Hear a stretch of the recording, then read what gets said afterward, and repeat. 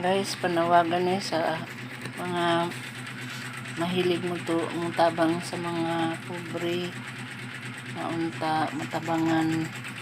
nila bang anak na si Edgar nga tuwa sa Saudi Riyadh nga dugay na kaadyo mga 6 na katuig tuwa sila sa embassy karon mo ay nagpakaon ang embassy kay wa pa man humana isang kaso na 50 mil na nga may kuwang pagyapon na bayari sa gobyerno nato diri naghuhating taon siya nga masagot sa atong gobyerno aron makauli na pero ni January na naman po guys wa pagiging taon na